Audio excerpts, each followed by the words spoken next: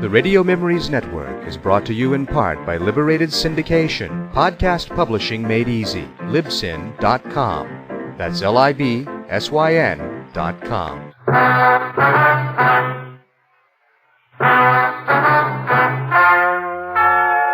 Ladies and gentlemen, the story you are about to hear is true. Only the names have been changed to protect the innocent. NBC brings you Dragnet.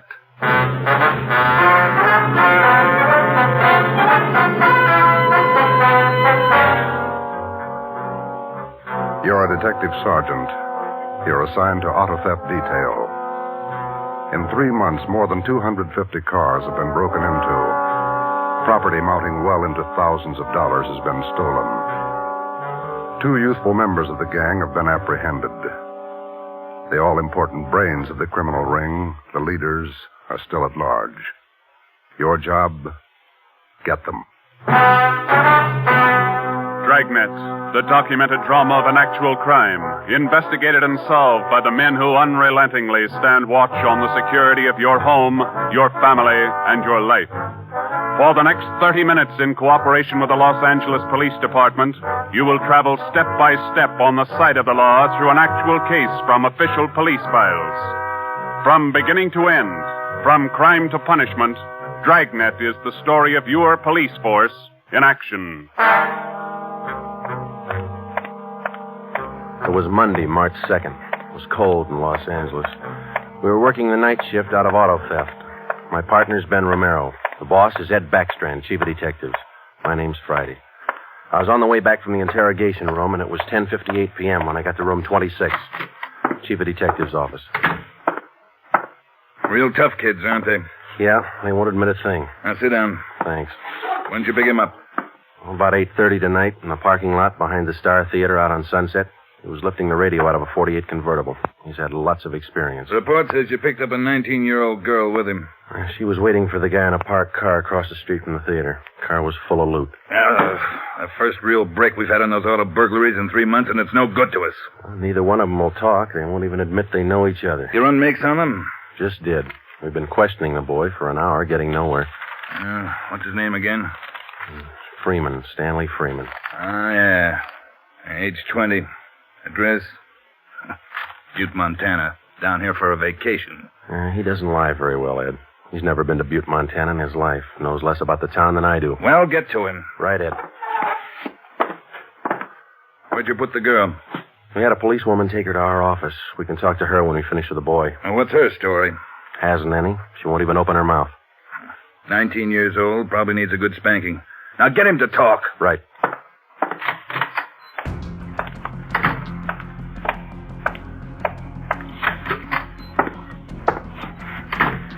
Did you run a make, Joe? Yeah, he's clean. Get wise, huh, Flatfoot? Look, you're in a bad spot, son. That kind of talk isn't going to help.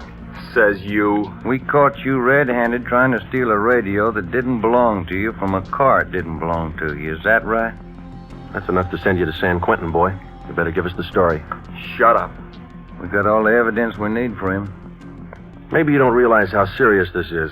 We've had more than 250 car burglaries in this city in the past 3 months. Over $200,000 worth of property's been stolen. That's a lot of money. So what? So you're the number one suspect, young fella. Your method of operation in breaking into that car tonight is the same used in most of the other burglaries. That means you're not going to be tried just for this job tonight. What are you getting at, Flatfoot? Listen, son. In the state of California, breaking into a locked car is a felony. You can go to state penitentiary for that. And we're going to file a complaint of burglary with the district attorney in the morning. You say you're from Butte, Montana. All right, I don't believe you, but we'll make sure. Ben, go down to our office and call the news photographers. Stanley here is going to have his picture on the front page of every newspaper in Los Angeles tomorrow. Right, Joe? No. You can't. I won't let you. I got my rights. What's the matter, youngster? Everybody wants his picture in the paper. Yeah, well, I don't. I won't let him. We got your picture already, Freeman, remember? They took it when they fingerprinted you. You can't use it. You can't. I'll get a lawyer. Reporters will be over in a couple of minutes. We have to give them your story and your picture, too. This one. You won't. You won't. Give it to me. All right. Give it to me. All right, Freeman, get your hands off him. Now, sit down. Now let's have it straight. Don't let him use the picture. Don't let him. You can't. You can't. We gotta have the truth, son. Now look, you're 20 years old. You know right from wrong. You'll have to take your medicine. If you cooperate, we'll do all we can to help. Oh, I live out in the Wilshire district. All I wanted was a little extra money. We didn't take much. We didn't think it was so wrong. It was stealing, Freeman. You know that's wrong. Where do you live out there? Piper Avenue. 821 Piper. Oh, you won't give him my picture. You live there with your family? Yeah, my mother. Father's dead. Promise me you won't give him the picture. My mother, she'd see it. Oh, promise me. You're working with a gang on those auto burglaries. We know that. Now, who are they? Where are they? And what's the setup? I can't. They get me for it. Who'd get you? I can't tell you. I can't. Who's your girlfriend, Stanley? The one you're with tonight? Joanne. Joanne Miller. Where does she live? Piper Avenue, same as me. Lives on the same block. 866. Is that her home? She live there with her folks? Yeah. Mother and father. They work. And you got her into this. Isn't that the story she gave us, Ben? I did not. I didn't. It was her. She said a bunch of kids were doing it. It was quick money, something to do at night. She started it. All right, Romero. I'll go see the girl. You stay here with Freeman. All right, Joe. Just stay put in that chair, Freeman.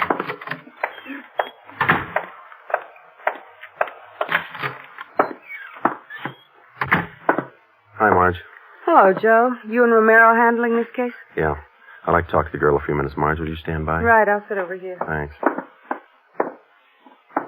All right, miss. What's your name, age, and address? I told this lady cop 15 minutes ago I'm not saying anything. All right, then we'll tell you. Your name's Joanne Miller. You live at 866 Piper Avenue. You live with your father and mother. Both of them work. You're a liar. That's not me. You're 19 years old. You live on the same block as your boyfriend, Stanley Freeman, and you're the one who got him mixed up in this gang. Isn't that right? No, it's not right. It's not. I didn't do anything. Well, that's only half the story. Freeman told us everything. You want to hear the rest? No. Stan wouldn't tell you. He wouldn't. He told us how you got him mixed up in it. Quick money. That's what you told him, didn't you? No, it was him. I can prove it. The rest of the kids will tell you. He got me in this. Ask them, they'll tell you. It was Stanley and Fred Milford and George Jansen. They started it, all three of them. All right. Will you tell the story to a police stenographer? I'll tell him everything. He's not blaming this on me. Marge, will you go get the stenographer? Right, Joe. Now, how many persons in this gang of yours? Oh, about 10 or 12. And it's not my gang either. He got me into this, and now he's trying to lie his way out, blaming me. How long you been doing this, burglarizing cars? Me? Oh, only about 2 weeks. It was supposed to be fun, something to do at night. The rest of them been at it a couple of months. Who's the head of the gang? I told you, it's him, Stanley, and Fred Milford and Jansen, all three. I only started going out with them 2 weeks ago, maybe less. All right, Joanne. Tell it to the stenographer the same way. Stenographer will be in a minute, Joe. Okay, Marge, thanks. Stay with it. Right, Joe.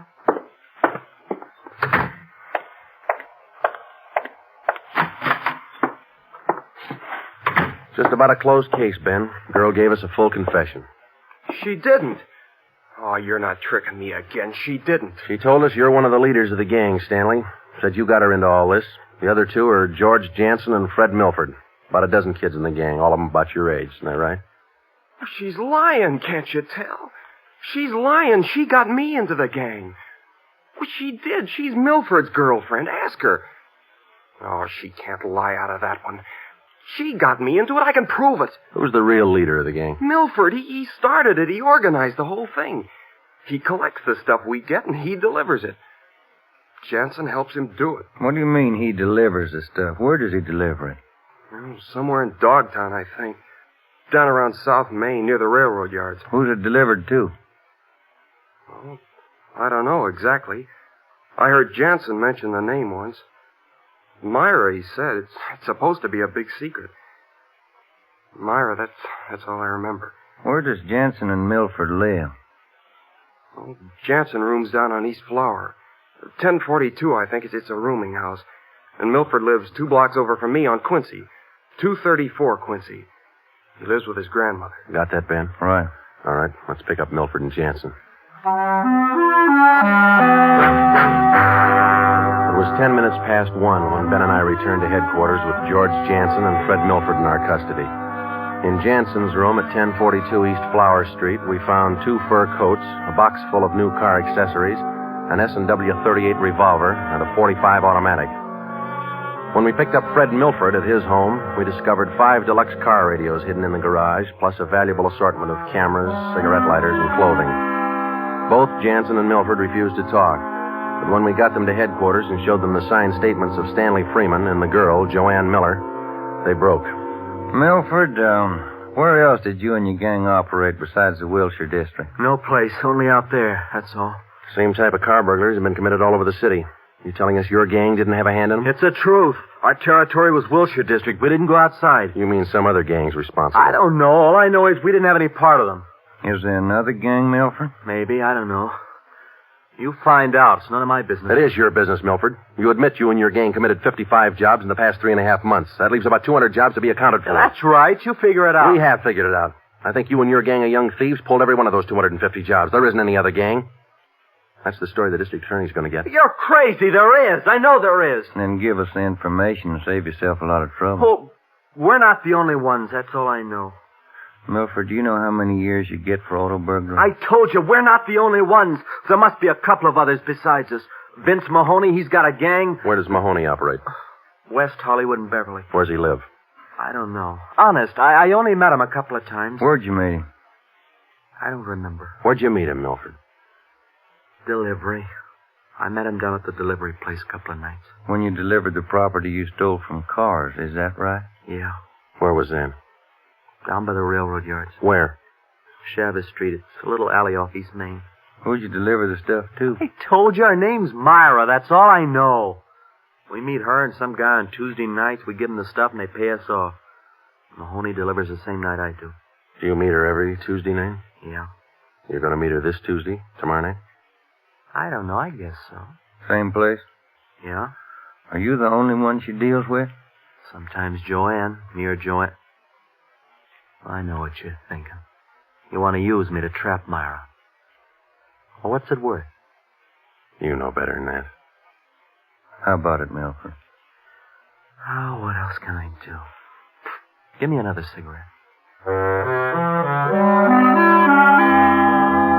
By 3:30 that morning, the signed statements and confessions were piling up fast. Milford gave us a list of the names and addresses of each member in his gang, and within an hour, they were all under questioning at headquarters. Most of the suspects, about 1/3 of them girls, ranged in age from 18 to 21. As they told their individual stories, the scope of the case grew until it covered most of the city. By late afternoon of the next day, Tuesday, March 3rd, 3 more gangs operating in Venice, Bel Air, and North Hollywood had been apprehended. They confessed to more than 175 burglaries from locked cars during the past 3.5 months. At 5 o'clock that afternoon, Ben and I met with Chief Backstrand in his office. How many admissions you have now? Over 50, Ed. Here are the gang leaders' statements. What's their story? Yeah, it's pretty much the same. They all say this woman Myra set up the operation. You mean she got the kids and put them to work burglarizing cars? Well, not exactly. She picked the leaders, contacted them in bars or on the street, asked them if they wanted to pick up some spare money getting auto parts for it. Then she didn't tell them to go out and burglarize cars. Well, not in so many words, Ed, no. After they brought in auto parts for a couple of weeks, she told them to bring her everything they could find, outside the car or inside. Those are the words she used. 5 of the kids dictated those words into their signed confession. Oh, that should hold in court. What else did you get on this woman? Oh, she taught them how to work, told them to wear gloves, all angles. Well, we got most of the small fry. Now, where do we find this Myra woman? Any description on her? Yeah. Kids say she's about 33, 34. Good-looking redhead. 5'5", about 120, well-dressed. No description on the guy she runs with. You run a make on her yet? Yeah, no previous record. We set up a stakeout for her tonight. 2 of the gang leaders have volunteered to go along, this Milford and Vince Mahoney. Good. Down on Chavez, where she usually meets them? Yeah, that's right. When? 11:15. That's the regular time for the meet, according to the kid. All right, I'll be at home. Call me. I don't want to miss out on this one. When Ben and I left Ed Backstrand's office, we went home for dinner and a few hours' sleep. At 9:30 p.m., we were back at the office. We met the men in the special detail which Backstrand had assigned for the stakeout that night. We briefed them on their duties, and then we got Fred Milford and Vince Mahoney out of their cells. To avoid any possible suspicion of the presence of a trap, we had Milford's permission to use his car in the stakeout. The car which he had said he had driven to the delivery meetings with the woman Myra at least a dozen times before. We arrived at the stakeout area, Chavez Alley in East Main, at 9:58. The meeting was scheduled for 11:15. The moon was out, but the sky was overcast, and there was a cold wind blowing from the east. Hey, what time you got, Sergeant? About 10. Why, Milford? Getting nervous? No, just wondering. How you cops gonna rig this thing? In just a couple of minutes, we're going to plant you two in Milford's car parked up there in the alley. Now, you stay there until Myra shows up. We'll do the rest. Yeah, I know, but what'll we say? Suppose she asks for some stuff. We ain't got any. You won't need any. You won't have much time for talking. Suppose she wises up. Maybe she'll pull a gun. Maybe. Does she carry one? No, never saw her with one. Don't worry, Milford. We'll make sure you're not in danger. She's got an awful temper, that redhead. Got mad at me once when I squawked at the prices she was paying us for radios. What was she paying you, Mahoney? For an 8-tube radio, good shape, $7. She got all the gravy and you got all the grief. You're not kidding. Joe? Are you? Yeah, Steve. What do you got? Well, the men are all staked out, Joe. Got the area covered from every angle. All right. You got an extra man to stay in Milford's car? I'll handle that myself. Fine, thanks. Okay. All set, Joe? Yeah. Now, Milford and Mahoney, we're going to put you two in your car now. There's going to be an officer with you, so there's no need to be nervous or afraid. You just sit in the car and act natural. When this Myra drives up, don't leave the car. Have her come to you. You got it? Sure. Okay. All right, Joe, let's go.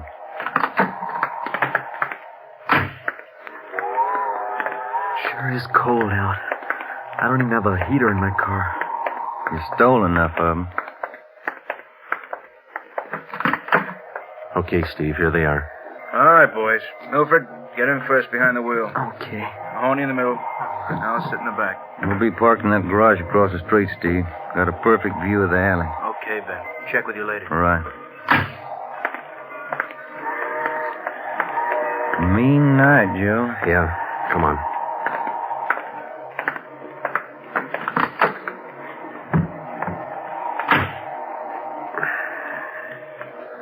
It's cold here in the garage, isn't it? Yeah. That might be a long wait. What time you got? 6 minutes past 10. Thank you.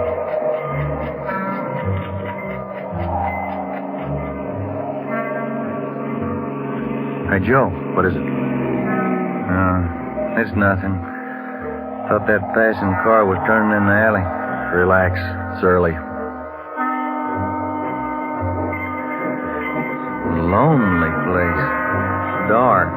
Gets on your nerves.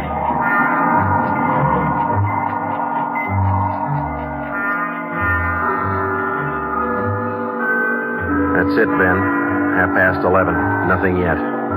Somebody might have tipped her off. Yeah, that's what I was afraid of. Now, let's wait it out anyway. Joe, that blue coupe. Yeah, he just turned in the alley. Let's go. Come on, run, Ben. Behind you. All right, wake up, fella. Quit your fighting. What'd you get, Steve? Here he is. Just drove up in the coupe. Got out and called Milford Mahoney by their first names. He's in on it. What about the girl? No sign. Kid was the only one in the car. All right. Tell them in the stakeout's off for tonight. Have them report back in. We'll take the kid with us. Okay. All right, young fella, this way. What do you cops think you're doing? I ain't done nothing. Look, sport, we heard that from 54 different kids yesterday. We're tired of that line. Come on. When we got back to the office, we took the boy to the interrogation room and questioned him. He gave his name as Matthew Leiter, age 21.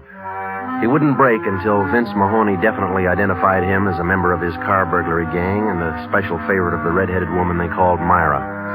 Then Leiter copped out and told Ben and I that he had talked with Myra as late as 10 o'clock tonight. He told us that she had heard that the police had picked up some of the gang members, and she asked Leiter to drive down to the Chavez Alley meeting place. He was supposed to tell Milford and Mahoney that the weekly delivery date was off until further notice. We questioned Matthew Leiter for an hour and a half.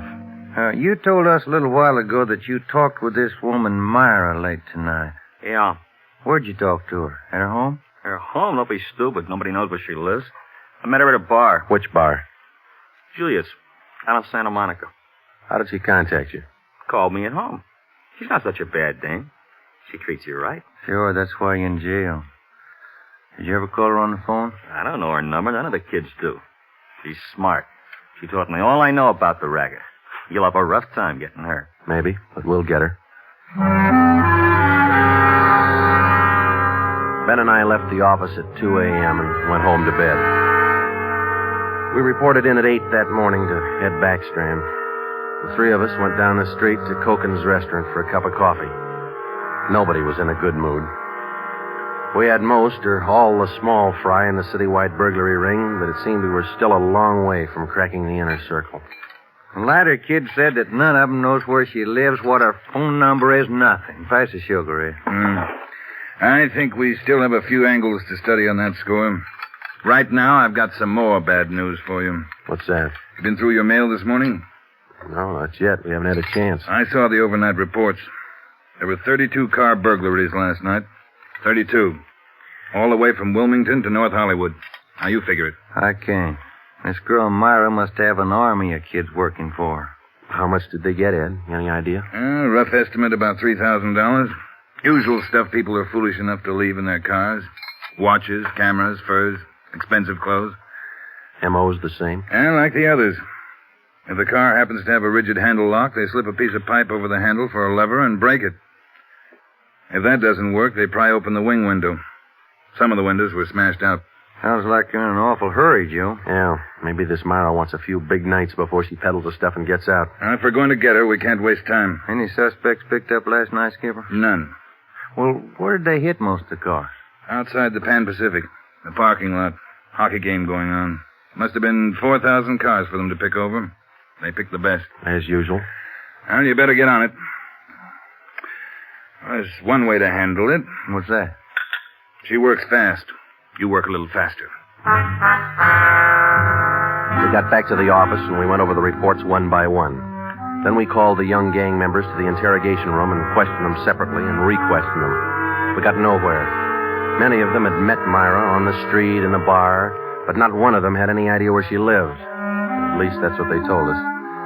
Ben had a hunch that Matthew Leiter knew more than he was telling.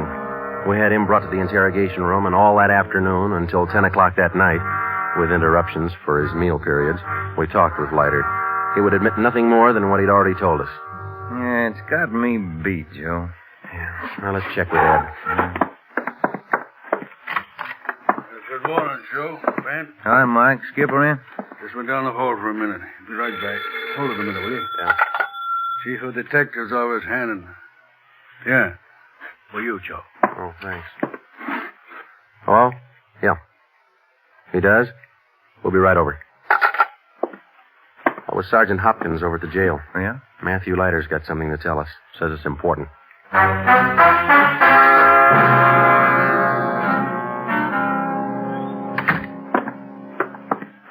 Have a chair here, Leiter.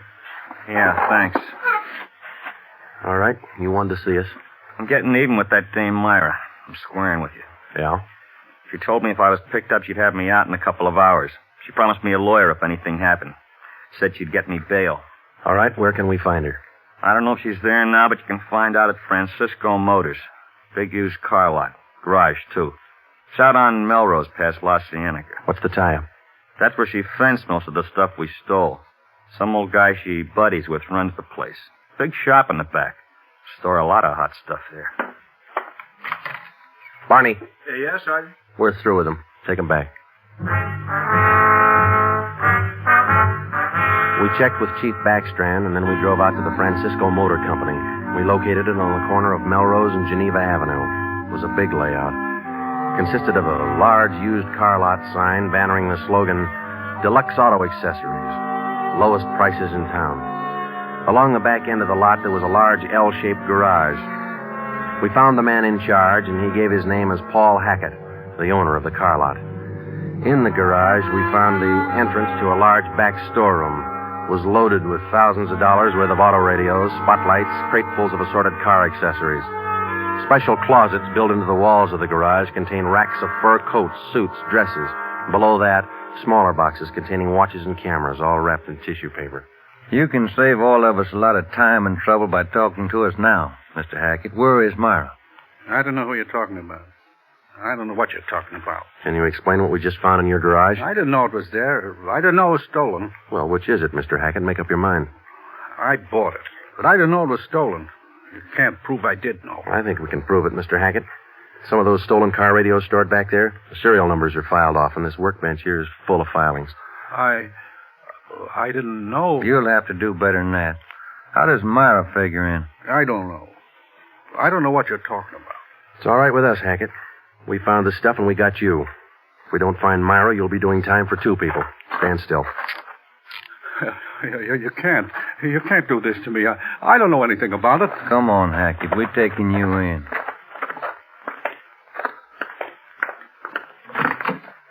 All right, get in the car. Come on, in the car. Am I going to jail? You're going to jail. All right. I'll take you to Myra. Hackett told us that Myra lived at 1345 Munich Drive in Beverly Hills. He said that he was Myra's husband. He told us that he'd been in a legitimate garage business for 10 years before he married Myra. She talked him into the racket. He identified 1345 Munich Drive as their home. When we got there, we found stores of stolen property similar to those found in the garage. Myra was not there. Hackett had no idea where she might be. We sat down in the living room and waited.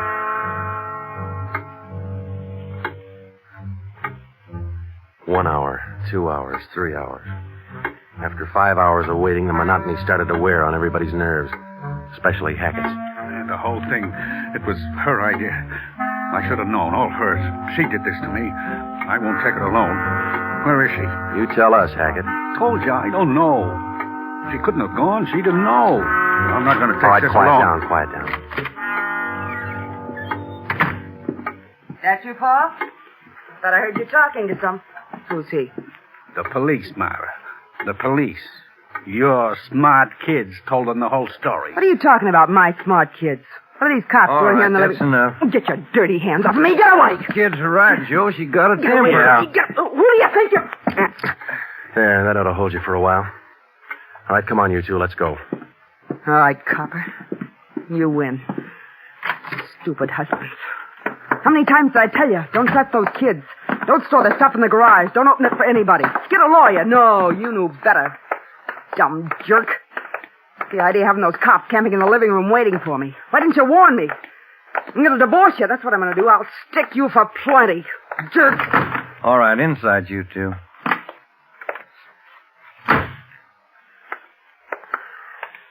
You got a smoke, Ben? Yeah. Here. Thanks.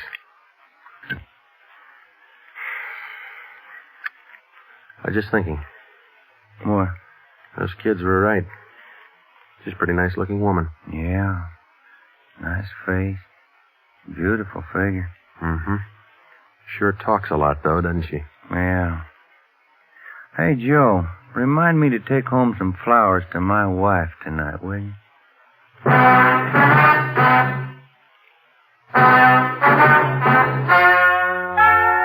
The story you have just heard is true. Only the names were changed to protect the innocent. Paul and Myra Hackett were tried and convicted on 7 separate counts of receiving stolen property. They are now serving out their sentences in the state penitentiary.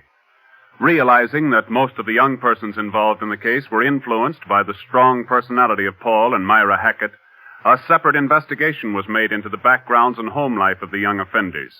In most cases, they were found to be basically good, and they were placed on probation and returned to their homes.